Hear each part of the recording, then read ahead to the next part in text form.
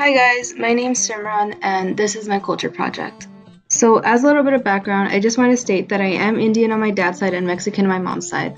Despite the fact that they are divorced, my dad still hangs out with my mom's family because all of his family is still in India. So in my life, Christmas and New Year's are both a symbol of popular culture and folk culture. On my mom's side, celebrating these two holidays is a form of folk culture. Both of these holidays are celebrated here the same way they are back in Mexico. However, for my Hindu dad, celebrating these two holidays are an example of popular culture. He celebrates these two more as a means of assimilation than anything else. As a Hindu, my dad really has no cultural ties to either of these two holidays. Christmas isn't even really celebrated among the vast Hindu population back in India, and New Year's is celebrated as Diwali, which goes by the Hindu lunar calendar. In my own life, popular culture has manifested itself through music, clothing, food, and feminism. So my favorite artist at the moment is Khalid. I'm pretty much obsessed with him and will make anyone who steps foot in my car listen to at least one song off of American Teen or Sun City. Apart from Khalid, I really like Gorillaz and The Neighborhood. I guess this pretty much shows that I do have an affinity towards alt music, which isn't really shown in folk music. Moving on, my clothing style is very clearly not folk. I usually go to Forever 21, PacSun, American Eagle, or Goodwill. For the most part, my clothing style is pretty normal to Western or popular culture. I often get dragged by my mom's side for wearing clothes that are too masculine or too hipsterish, while my dad focuses on the amount of skin my clothing reveals. Of course, I think both sides should mind their own business and understand that what I wear is nobody's decision but my own. So, in addition to affecting what I wear, popular culture has definitely left its mark on my palate. I am obsessed with Wingstop. I used to go at least once a week, and even now it's only been 2 weeks since my last visit.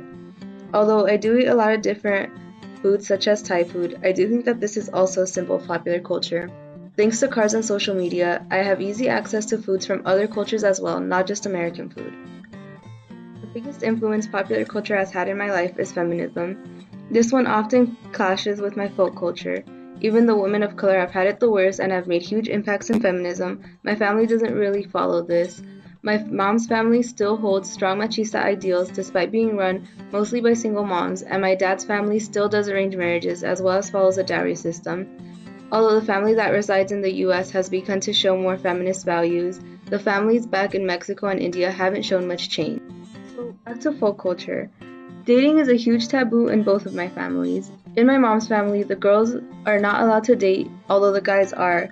Since the girls in my family are now mostly 17 or above, this is just now starting to change. The change didn't occur because my family has changed their outlook on females dating, they just realized that we're going to do whatever we want regardless.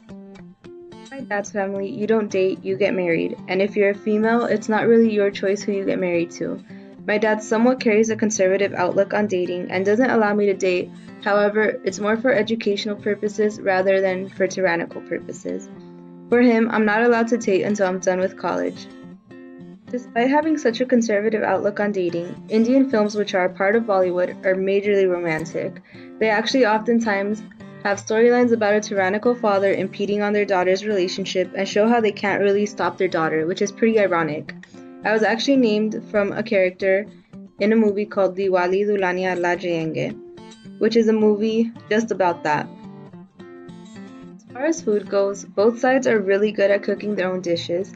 My favorite traditional Mexican food is arroz con leche, which my mom rarely makes, and on my dad's side it's korma.